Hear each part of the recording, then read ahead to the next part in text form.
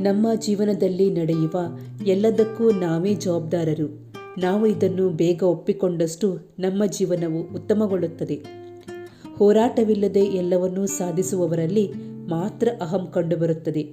ಆದರೆ ಕಠಿಣ ಪರಿಶ್ರಮದ ಮೂಲಕ ಅದನ್ನು ಸಾಧಿಸಿದವರಿಗೆ ಮಾತ್ರ ಹೇಗೆ ಬೆಲೆ ಕೊಡಬೇಕೆಂದು ತಿಳಿದಿದೆ.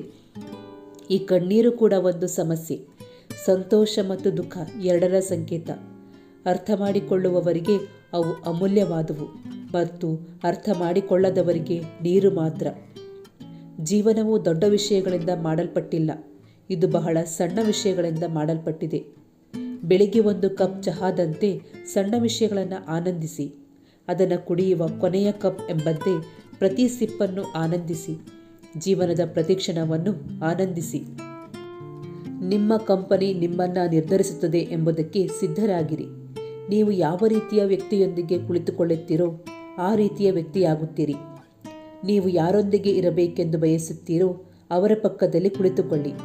ಎಲ್ಲರೂ ನಿಮ್ಮೊಂದಿಗೆ ಸಂತೋಷವಾಗಿದ್ದಾರೆಂದು ನೀವು ಭಾವಿಸಿದರೆ ನಿಮ್ಮ ಜೀವನದಲ್ಲಿ ನೀವು ಅನೇಕ ರಾಜ್ಯಗಳನ್ನು ಮಾಡಿಕೊಂಡಿರಬೇಕು ಎಂಬುದು ಖಚಿತ. ನೀವು ಎಲ್ಲರೊಂದಿಗೆ ಸಂತೋಷವಾಗಿದ್ದರೆ ನೀವು ಜನರ ತಪ್ಪುಗಳನ್ನು ನಿರ್ಲಕ್ಷಿಸಬೇಕು. ಒಂದು ಸಂಬಂಧವು ಕಣ್ಣೀರನ್ನು ಒರೆಸುವ ಬದಲು ಕಣ್ಣೀರಿನ ಮೂಲವಾದಾಗ ಈ ಸಂಬಂಧದಲ್ಲಿ ನೀವು ನಿಮ್ಮ ಜೀವನವನ್ನು ಪೂರ್ಣಗೊಳಿಸಿದ್ದೀರಿ ಎಂದು ಅರ್ಥ ಮಾಡಿಕೊಳ್ಳಿ. ಇದು ಮಾನವ ಸ್ವಭಾವ. ಒಬ್ಬ ವ್ಯಕ್ತಿಯು ಕೆಟ್ಟದರ ಕಡೆಗೆ ಓಡುತ್ತಾನೆ, ಆದರೆ ಒಳ್ಳೆಯತನದ ಕಡೆಗೆ ಅವನನ್ನು ಎಳೆಯಬೇಕಾಗುತ್ತದೆ.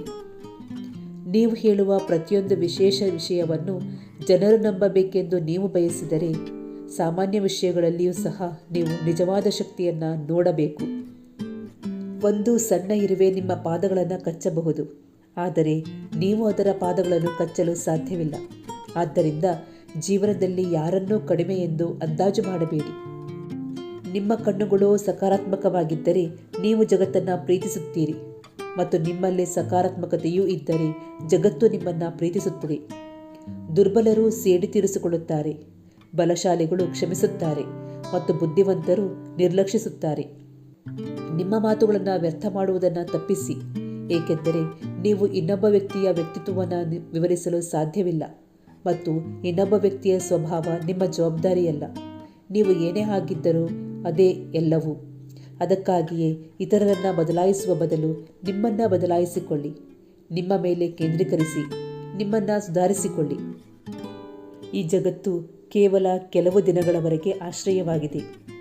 ಮತ್ತು ಸ್ನೇಹಿತರೆ, ಮುಂದಿನ ವಿಡಿಯೋದೊಂದಿಗೆ ನಿಮ್ಮನ್ನು ಭೇಟಿಯಾಗುತ್ತೇನೆ.